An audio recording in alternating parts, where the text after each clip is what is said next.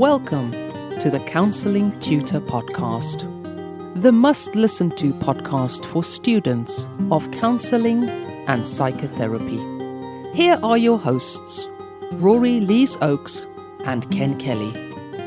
Hello and welcome to episode 51 of the Counselling Tutor Podcast with me, Rory Lees-Oakes, and in a very wet northwest of England, on the other end of the microphone is my partner in all things therapeutic, Mr. Ken Kelly. How are you, Ken? I am well, Rory. Great to be here. As you say, today as we make this recording, it is a rather a dismal day, and maybe signing the end of that wonderful summer that we've had here in the UK, and the ushering in of the slightly colder weather as we go into a beautiful time of year, and that is autumn. Episode 51 is absolutely jam-packed with useful information for you as a counselling student. We're going to be kicking off with taking notes, and this is how you can take notes in class that are going to be easy to organise, how you should organise those so that when you come to your studies, when you need to write an assignment, you can find those. Really interesting theory with Rory today, one that I can't wait to dip into, and it's talking about false memory syndrome, and of course this is the theory of Elizabeth Loftus. Can you kind of give us a bit of a flavour of what to expect there, Rory? Well, yeah, Ken, what I'm going to do is I'm going to do an experiment, Ken, and I want you to help me. Can you help me with my experiment? Of course, Ken. Okay, so what I'm going to do, and I'm going to ask you, the listener, if you're at home or in your car, I'm going to give out a series of words, and I don't want you to write them down. I especially don't want you to write them down if you're driving. That could be quite dangerous. So I'm going to give you a list of words, and I want you to try and remember them. And all I'm going to say is we're going to come back to those words. So you're ready, Ken, for this list of words? Hit me with your list of words, Rory. Okay, I want you to remember these. Don't write them down. I can see if you've got a pencil there, Ken. All right? The list of words is river, bottle, bathe, sea, tap, mineral, ocean, lake, and salt. Okay, so those of you at home, I want you to remember those. And then when we do Theory with Rory, it will all become apparent. That's all I'm going to say. So a mystery has been woven at the beginning of this episode, number 51, and it makes me really look forward to hearing Theory with Rory. Coming out of Theory with Rory, we're going to be ending off by exploring the different ethical bodies. And we speak in the UK, of course, in the United Kingdom, where we make this episode. So we're going to be looking at different ethical bodies and how they might differ one from another. But kicking off, as they say sometimes, as a starter for 10, Rory, with organising your notes. And I remember as a student, you're bombarded with sometimes very new information, quite a lot of it during a lecture, and you've got your handout to refer to. But I liked taking notes. I found if I wrote stuff down, it went into my memory better. I think it was a way of kind of burning that into the memory. But when it did come time to write those assignments, I struggled a bit because I had my notebook and pieces of paper strewn everywhere trying to find the note, and I knew there was something that applied to that bit of theory. How do we organise those notes? Well, here you go, Ken. You made the classic faux pas of trying to write linear notes when your brain isn't wired to be a linear thinker. Right. That's the thing. Our brains aren't wired for linear thinking. It's just a peculiarity of the way our language and how written text is put down. That it's put in lines, but actually our brain thinks more of more firing off different ideas. So here's my first top tip. When you start your subject, so say you're studying Carl Rogers, just as an example. Get yourself a piece of paper and right in the middle, draw a bubble, small bubble, and put Carl Rogers. And then as the lecture's going on, just write bubbles going off. And it's called a mind map. Really, really useful. And what happens is that when you go to revisit your notes, you start off with the central point, which would be the work of Carl Rogers. And then you've got all these kind of flowing bubbles off with the different ideas. So you could put, Rogers said in 1947, in another bubble, Rogers said that, and then you can connect the bubbles together. So if you have two bubbles, about, say, 1951 and Rogers' paper on the necessary and sufficient conditions, then you can link that to another bubble that says this forms part of his theory. And what happens is when you get your notes, you've got a visual representation of the way that your mind thinks, and you can start off with the central kind of proposition and move to the different areas. Far better than writing in a linear way, I found. So that's my first observation. I like that. Mind maps, really good. I can see neat. I'm going back to my study days, and I'm looking at all those papers in my mind, all over the desk, and trying to find the information in what you referred to there, and as they are linear notes, trying to look for those keywords to go, is this the piece of paper? And I can well imagine that if you have those mind maps, you've got that, like you say, person-centered theory, and you would kind of have your bubbles going off that, and then I guess each one of those bubbles going off might form its own mind map. So one of them might be the necessary and sufficient conditions. You start another one in the middle, necessary and sufficient conditions, and wow, I really like that, and I can see how easy it is to reference that and to find the information you need at the time that you need it. Yeah, so that's my first observation, and as always, we're obliged to Dawn Saxon, one of our members in our growing Facebook community. And if you want to join our Facebook community, you can go to our mother page at www.counsellingtutor.com. Remember, there's 2 L's in counselling. We spell it the English, UK, British way. And you go there and you can find all our resources. But on the top right-hand tab, click that, and that takes you into our closed Facebook community. You've got to knock on the door. And, of course, we're going to let you in. And you can join. And I think today it's 12,000. Woohoo! Ooh, 12,000. It's a big party that's going on. And if you're not in there, you're kind of going to be missing out, I think. So join us. And, again, we're very grateful for the topics that we get from our contributors. And that's from Dawn Saxon. So thank you, Dawn. Yeah, excellent. So you say we've got the main idea and those mind mapping. Where do we go from there? Okay, Ken. Well, I think another really good idea is to find out what the assignment is asking you. So if you can get the assignment, usually the assignments are put up in advance of you being taught. That's how it should be. So the assignment is given out and then the lectures follow. So what I would do is I would get a piece of paper and I would put the questions on the piece of paper, nothing else. And then I would put my little mind maps underneath that. So again, you can do mini mind maps. So say, for instance, there's 3 questions, so say, for instance, the question is influential people that informed Roger's work. So underneath that, you can do a little mind map and put all the people's names in. And then it might say, describe what the core conditions are. And underneath that, you can do a little map and a little mind map and with all the bubbles, and then so on and so forth. So what happens is when you look at the question, you've virtually written the answers underneath, and all you have to do is join them up with and, if, but, and, of course, put a reference in. Good idea. I like that. So basically, planning for your assignments when you're actually taking your notes and writing down only that is applicable to the assignment and the questions that are being asked, and then putting that in the format of the mind map, easy to find, easy to reference when you get to those assignment questions. Joining it together, like you say, with the and buts, and you got yourself an assignment there. Good top tip, that, Rory. Thank you. And finally, one really good top tip, because today I think is going to be about memory. A lot of it's going to be about memory, is that we tend to forget a lot that we've learned. If you think of lectures in class, the way that information's delivered, there's a triangle, and right at the top of the triangle is someone standing doing what they call didactic teaching, which is the old-fashioned way, chalk and talk, and people take notes. And you only retain a tiny amount of information if you're a student with that. Yeah. The really good way of making sure that you're getting that information is what's called vicarious learning, which is right at the bottom of the triangle where you take huge amounts of information in. And that is to get yourself a study buddy and hook up with a study buddy and compare your notes and then add on, because almost certainly what you've seen in the lecture or the activity, someone else will have got something else out of it. So always get yourself a good study buddy. That's really essential, I think. And finally, if you're someone like me who sometimes has a bit of a difficulty with memory for short-term stuff, get your mobile phone, download yourself a voice audio app, and as soon as you go out of class, just find yourself a quiet place and record everything that's in your memory into that, and then play it back. Love it.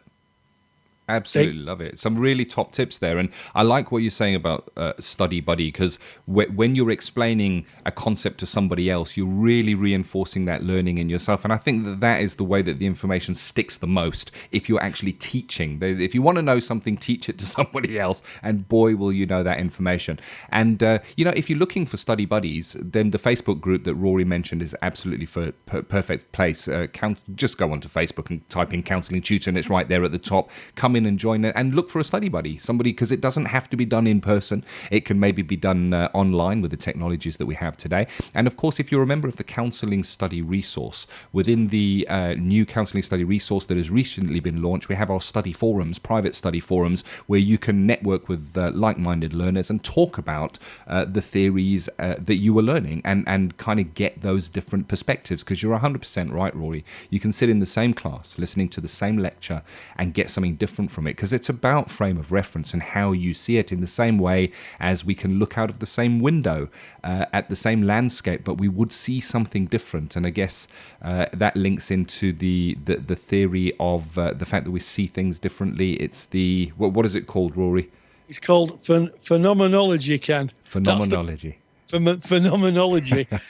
That idea, of course, that came from our friends Husserl and Heidegger and Merleau-Ponty and all those wonderful people who gave us this philosophy that we see our own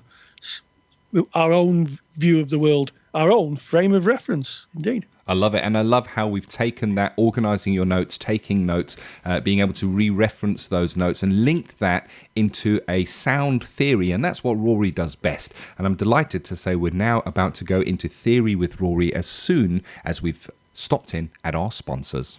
If you enjoy the topics and handouts here on the Counselling Tutor Podcast, then you will love the Counselling Study Resource. CSR was built by myself, Ken, and Rory Lees Oaks to give you the support you need during your counselling studies. So get access to the world's most comprehensive collection of resources aimed at supporting you in your journey to become a counsellor. Take the stress out of your studies by visiting counsellingtutor.com/CSR. That's counsellingtutor.com/CSR. Today, I'm going to look at false memory syndrome or recovered memory syndrome, depending on which side of the fence you sit. And the reason I'm giving those examples right at the beginning of this theory section is because there's still a debate in psychotherapy. It's still being talked about. And I want to try and give as balanced a view as I can on each of the schools of thought on this. So, to understand the debate around false memory syndrome, you have to understand the origins of the theory, and it states that in certain circumstances we can repress or forget traumatic events. Now, in my research, a lot of people pointed to Sigmund Freud and the idea of repression. So I was grateful to read Phil Mullen's book, Freud and False Memory Syndrome, where he discusses the idea of repression. Now, repression, basically, Freud said it was a subconscious process, a mechanism we used to place uncomfortable thoughts that we were unable to cope with into subsections of our subconscious memory in the hope they'd go away. And some therapists believe that this can be accessed through the arc of therapy, and past memories of trauma can come into awareness. Now, in the research I've done, yes, there are people who have dissociative events, and what can happen is that in very traumatic situations, and I've spoken about this in one of my lectures on working with trauma, that's when people can't escape, what they do is they're so traumatized by it, they form a little place in their mind and they go to it to escape and try and lock the horror away. But lots of researchers have pointed to the fact that a majority of people who've had very, very traumatic experiences remember them in their entirety. And it's the detail that they struggle with, because that's the bit they've locked away. So when we're thinking of repression as a basis for false or recovered memory syndrome, Mullen, the author of the book, kind of dismisses this as a direct attribution. And he draws on Freud's own interpretation of memory, stating, Freud wrote his paper on screen memories, arguing that memories of childhood may not be genuine memories at all, but instead later constructions retrospectively attributed to the distant past. He showed that memories can be like dreams or works of fiction, and that subjective experience of remembering is no guarantee of the literal truth of memory. So I've had quite a few commentators on recovered memory and Freud, and all have said much the same thing, that the model of repression doesn't fit very well to this idea of recovered or false memories. So where did false memory syndrome or recovered memory find its roots? Well, from what I can gather, it started in America in the early 1990s, and reports emerged of a new phenomenon in the world of counselling and psychotherapy, which became known as recovered memory therapy. Now, this type of therapy stood out because practitioners used techniques such as hypnosis, guided imagery, visualization, dream analysis, and interpretation of bodily sensations. Now, from what I can gather, this seems to be very much therapist-led, and therapists interpreting, using their expertise, and even people like my good friend Bob Cook, who's a TA therapist, who's very experienced and has lots of expertise, would be the first to say that he doesn't interpret what client says. He attaches theory, the TA theory, to it, and he works with what they present. He doesn't actively tell them that, you know, this is a repressed memory. He works with what the clients bring, and I think there's a distinct difference even with directive therapies, where a therapist is active in the role, maybe teaching the model. CBT, TA is a good example. They don't interpret dreams and say this is what you were thinking. They explore phenomenologically what the client is thinking. So I think that's a real distinction. It really came to prominence in 1991, and I remember this well. There was an American sitcom star called Roseanne Barr. She had a program called, strangely enough, Roseanne, talking about her life. And she went public claiming that in therapy, she'd recovered 30-year-old memories of both the parents molesting her. Now, I have to say that it's an allegation that both the parents vigorously denied. They denied it at the time quite vigorously. I remember them being interviewed on the TV, and they were really, really robust in their defence. So what is the science behind recovered memories? And is it possible that trauma can be pushed into the subconscious and locked away out of awareness? Well, it sort of depends on whose point of view you take on. So we're going to look at the false memory side of things, which is really led by American psychologist Dr. Elizabeth Loftus. Now, she came to prominence in the 1980s as an expert witness in the case of a guy called Steve Titus. Now, he was a restaurant manager who was falsely convicted of rape, and she got involved in the case, and it turned out that the person who was the victim of the rape had just remembered the wrong person. It wasn't him. And in fact, they actually caught the perpetrator who admitted to it. So there was no doubt that Steve Titus didn't do it. And it became a fascination for her and an area of research about false memories. And through the years, Loftus herself had done lots of experiments implanting false memories. The American military have done it. There was a famous experiment called a mallet experiment. I'll put a link in the handout, where they convinced somebody that they'd been in a shopping mall as a child and they'd never been there. Really fascinating how the memory can play tricks. But one of the most interesting, I think, testimonies, and I never realised when I read this, I couldn't believe it. I'd get it from some other sources. But it was Jean Piaget. Now, Jean Piaget, as you probably know, because everybody at Counselling Tutor are smart people, was a Swiss psychologist who specialised in child development. And he himself had a false memory put into him by his nurse. And he recounts it, and he says, I was sitting in my pram, which my nurse was pushing in the Champs-Elysees, when a man tried to kidnap me. I was held in by a strap fastened around me, while my nurse bravely tried to stand between me and the thief. She received various scratches, and I can still see vaguely those on her face. Then a crowd gathered, a policeman with a short cloak and a white baton came up, and the man took to his heels. I can still see the whole scene and can even place it near the tube station. Now, he goes on to say, when I was about 15 years old, my parents received a letter from my former nurse, and when we talk about nurse, we're talking of nanny, I suspect, saying that she'd been converted to the Salvation Army. She wanted to confess past faults, and in particular, to return the watch she'd been given on this occasion. Now, I'm presuming she got a reward. The watch was a reward for protecting the child. She had made up the whole story, faking the scratches, but Piaget remembered everything about what had happened. The memory was indeed false. So, does everybody in the psychotherapeutic community dismiss recovered memories as false? Well, the answer is no. And Loftus herself has been subject of both derision and litigation. There's been threats to this person's life by people who've had memories recovered, who think that she's been dismissive or discounting of them.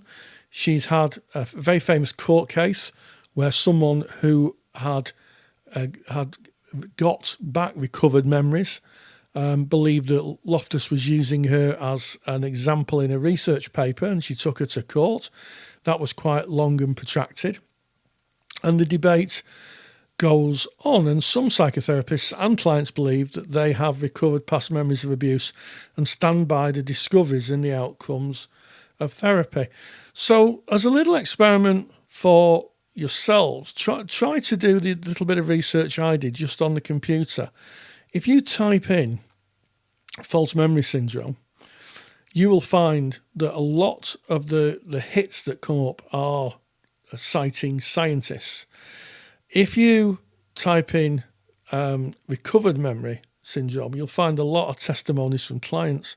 So there seems to be a disparity between what the science community believe to be researched evidence and what some clients believe to be their truth. And I don't want to be discounting of people's truths, you know. So maybe the next question you're asking yourself is, well, Rory, how easy is it to implant a false memory? So to answer that question, I've got to make a little confession. And this confession is this. As I record this podcast, I'm recording it about 5 days after Ken and myself did the opening and closing of the show you're listening to. And how we work is that we do the opening, then we do the closing. I tell him a little bit about the theory, and then we slot in this theory piece in the centre. We edit it in the centre, and it goes out to broadcast. So at this point, Ken really doesn't know what I'm going to be talking about in depth. Really doesn't know. And what he doesn't know is that I gave you and him a set of words at the beginning of the show, didn't I? And what I'd like you to do is I'd like you to recount them. I'd like you to recount them. I asked you not to write them down. Put that pencil away. Put that pen away. Don't write them down. And I want you to see if, as Ken did, I managed to implant a false memory.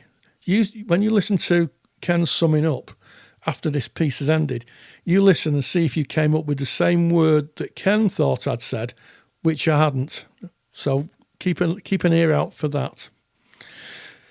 So the next question that people might be asking is, well, as therapists, how do we make sure we don't implant false memories? Well, it would seem to me that false memory therapy is a therapy on its own, and in fact, I've read that some ethical bodies say it's unethical to practice, and it's been quite dismissed through the years by lots of voices in the psychotherapeutic community. But what we can do is to make sure that we don't interpret, tell clients what we believed happened, or infer our own opinions on clients. You know, the ethical framework has autonomy in for a reason. And I believe one of the reasons is, yes, to give clients an opportunity to live a self-propelling, self-directed life without being kind of in the kind of shadow of a therapist who's guiding them. But also I think autonomy is about making sure that we don't inadvertently produce memories or assumptions to the clients which may not be true, may not be in their experience. So in the handout, I'm going to put some links, a little bit of an overview, some links that you can do some exploration yourself.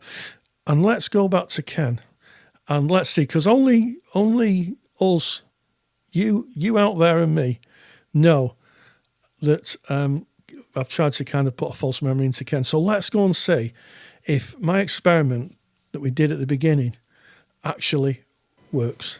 You know what, Rory? You've really piqued my interest now, because you're speaking about those false memories. And I'm just mindful we kind of started off and you ran that experiment where you gave us that list of words. I've still got them in my memory, and you're going to be checking in with us at the end of today's episode. And this links into those false memories. I know it does, because you've given us a hint about that, but I'd like to see how it does. But if you enjoyed that as much as I did, and you want to get Rory's handouts, always of the highest of quality. We're talking about the authority links that you mentioned there, Rory, where you can get that by going to counsellingtutor.com. That's our mother website. Click on the podcast tab from the homepage. Go to episode 51. There you will find the show notes. That's kind of a précis of everything we've talked about today, and you can actually download those authority links, that handout that Rory has created right there from within the page. And of course, if you are a member of the Handouts Vault, you can actually just log into the counselling study resource, and the handout has been added to the vault. So there you go. Great theory with Rory. Thank you for that. And moving on to another question that came up from our Facebook group. And this one is about the difference between the ethical bodies.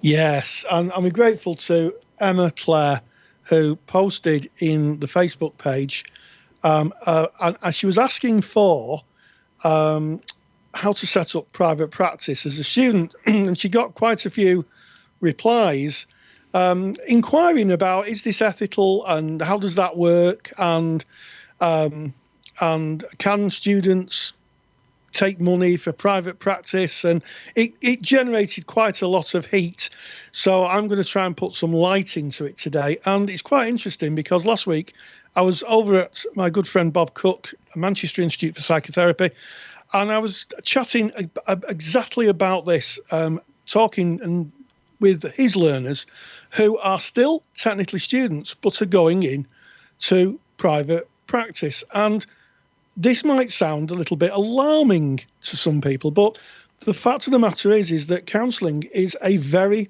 wide group of people. We're a very mixed economy. And I'm going to explain just a little bit about the differences. But before I do that, Ken, do you know how many bodies there are for counselling in the UK? I know there's a lot, and it's really interesting because when we speak about ethical bodies, and I'm going to acknowledge here on the Counselling Tutor podcast and on Counselling Tutor itself, we generally refer to the BACP, but there are a lot more than one would think. Do you have the exact number there, Rory? It just so happens I've got a list here, Ken. I thought you might. This isn't a definitive list. This is on our website. We'll pop a link into the webpage. But here we go. So you've got the British Association for Behavioural and Cognitive Psychotherapists, the British Psychoanalytical Council, College of Sexual Relationship Therapists, Counselling and Psychotherapy in Scotland, which is COSCA, Federation of Drug and Alcohol Professionals, Healthcare Professionals Council, Irish Association for Counselling and Psychotherapy, United Kingdom Council for Psychotherapists, that's UKCP, the National Counselling Society, which is the NCS, and the UK Association of Humanistic Psychological Practitioners. And we haven't even got on to our colleagues in psychology, or UCARTA, which is the United Kingdom Association for Transactional Analysis. Wow. And that wasn't even including the BACP in that list there. It is a comprehensive list. And of course, that list that Rory has just mentioned will be available from today's episode show notes. So if you want to have that, because it's gold, if you're comparing and contrasting different ethical frameworks for an assignment, which is a question that is commonly asked, you want to have these links. And you can get that, of course, from counselingtutor.com, episode 51 podcast. You know where to find that. Go and get that download. Yeah, go and get that download. Have a look at that. And I think one of the difficulties is, or one of the challenges is that when you're a student, you're probably seeing quite a narrow view initially in training of what counselling and psychotherapy is, because you're maybe doing a counselling course. It'll be BACP. That's what you'll be taught, and to be fair, that's what you will know. However, one of the questions that comes up all the time in the Facebook group is, what's the difference between counselling and psychotherapy? Yep. Well, it's a really interesting one. The BACP themselves, in their own literatures, don't differentiate, but there is a difference, and I'm going to share what that difference is. The difference is that a psychotherapy training is typically 650 hours, whereas counselling training is usually 450. So that's a lot more training. It's usually a lot more in depth, and it lasts a lot longer. The typical route for people who counsel is concepts, level 2 course, maybe a level 3 skills course, and then on to a 2-year diploma. Yeah. With psychotherapy training, you do up to the skills, and then can be up to a 7-year course. So the first 2 years are clinical practice, where you're literally doing the diploma. And then, and I was speaking to Bob Cook last night about this, what happens is that you then pass what they call a clinical competencies. You then go out into a placement, for a time. And then as you're moving through the arc of your training, at some point you set up in private practice. And one of the things the students were struggling with was that because a lot of the websites that set themselves up directories for counsellors won't accept you unless you're qualified. But actually, it's custom and practice in the psychotherapy world to work privately as a student. So you would declare that, and you have quite a high ratio of supervision as well. It's a really high ratio of supervision, far higher than we would have in counselling. That is considered custom and practice, and it just goes to show what economy we've got, what a mixed economy we've got. But that is quite the norm in psychotherapy. Yeah. But it does feel counterintuitive because, the BACP don't recommend that people are paid while they're students. They have a statement on it. But that's it. And one of the things to consider is in the UK, there's no regulation. Next door's cat can set up as a therapist. Don't think they get very far, but they can do. But there's no regulation, so we're a very mixed economy. But that is the big difference, and it just goes to show when you start to look in to all the different bodies and warding bodies, ethical bodies. It's quite wide, Ken. It really is wide. It is, and you're touching on some differences there, and I love the reference to Whiskers confidential counselling that you made there with next door's cat in practice, because there is no regulation, and we may be moving towards regulation, but they've been saying that for some time as well. And the question you started with what is the difference between counselling and psychotherapy, and my stock answer for that is it depends who you ask. Because it is debated. So you spoke about some of the differences there, and I'd like to touch on some of the similarities. So if you're looking at ethical bodies for counselling, for psychotherapy, they do have some similarities, and I guess a similarity, and this is very loose, is to provide information on counselling and psychotherapy services and set some standards, which gives the general public confidence in the profession. There should be some kind of a route to complain if they feel dissatisfied. That's the public. And if that complaint is heard and upheld by a board, there could be some kind of a sanctioning or a preventing you from continue to practice, at least underneath that ethical body. And it could support the counsellor and in the forms of providing research, information on continued professional development training, direction on how often one might take supervision. So those are kind of some of the similarities that we might see across those ethical bodies. But as you said, Rory, many differences as well. Yeah, and as I say, in the world of psychotherapy, and psychotherapy is usually TA, I have to say, TA base. There may be different forms of it. It's considered quite a principled position to have, to work in private practice, because remember, at the end of that training, it's level 7. So you're literally going through 3, 4, 5, 6, and 7 through that arc of training. So I think it can cause a bit of confusion, Ken. But there's the differences. And my stock answer used to be, what's the difference in counselling and psychotherapy? £40 an hour. Yes. Meaning that you can charge £40 an hour more. Yes. And of course, we speak in the UK here. Please insert your currency in front of the 40. Right, so there you have it, and of course, there's a reference to the page with all the different ethical bodies and kind of an overview of the ethics, and there's even a download from there as well. So it's 5 tips for writing an assignment on ethics in counselling, and the link to that will be in today's show notes. That is, of course, episode 51, and you can get that counsellingtutor.com. Click on the podcast tab. You know where it is. But I'm excited as we come to the end. I'm going to do the review, and then I'm interested in that list of words. It's been on my mind the whole time, Rory. So we started episode 51 with Rory outlining a list of words. More on that in just a moment. We looked at organising your notes, how you can take notes and organise them within your studies for easy reference when you come to write your assignments. False memory syndrome. Oh, see how that links in with that list of words, Elizabeth Loftus, and of course looking at those differing ethical bodies, some similarities and some quite stark differences there. So you got me. I want to know, Rory. I want to know. What do I do now?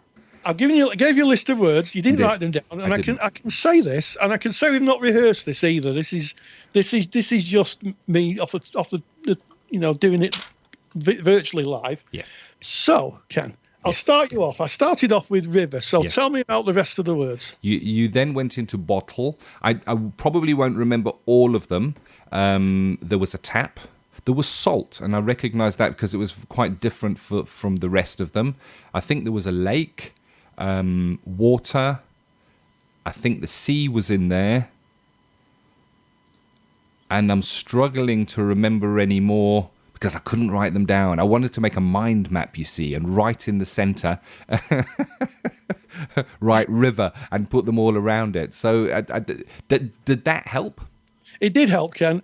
And I'm sure that as this podcast is being played on computers and cars throughout the world, hopefully, that there will be people shouting at the speakers saying, he didn't say water. Or there may be people saying, yes, he did say water. And just to clarify, I never used the word water, and that really links into the topic I talked about in the theory section of the spreading activation, the priming and spreading activation in our brains, which links one thing to another, and why we have to be so careful as therapists not to aid or plant false memories into our clients. But no, I'm afraid, Ken, water wasn't mentioned. Wow. You have indeed a false memory. Wow, that is incredible, and it's interesting how, as we come to the end, I just want to touch on this. We spoke about the note taking and organising your notes, and we spoke about the mind mapping, where you put the main idea and you kind of put the offshoots of the theory or whatever it is you're covering there. And it's similar within our brains, that we have clusters, don't we, that certain words are linked to other things, and bottle and sea and river, that they're water. It links to water, and it kicks off a brain cluster, and we can insert a false memory, as you say there. Really, really interesting exercise, and it certainly had quite an impact on me. Something for me to go and reflect on there. I'm going to actually to be honest with you, re-listen to the episode because I'm sure he said water, everybody. I'm going to be listening to episode 51 again. Anyway, it's been a great episode. I've enjoyed it. I've learned plenty. And I look forward to the pack of cards that is episode 52. Why? Because there's 52 cards in a pack. That's next week. And as always, stay grounded and stay safe. Take care. If you enjoy the topics and handouts here on the Counselling Tutor Podcast, then you will love the Counselling Study Resource. CSR was built by myself, Ken, and Rory Leesoaks to give you the support you need during your counselling studies. So get access to the world's most comprehensive collection of resources aimed at supporting you in your journey to become a counsellor. Take the stress out of your studies by visiting counsellingtutor.com/CSR. That's counsellingtutor.com/CSR. Thank you for listening to the Counselling Tutor Podcast. Find the show notes for this episode on our website at www.counsellingtutor.com.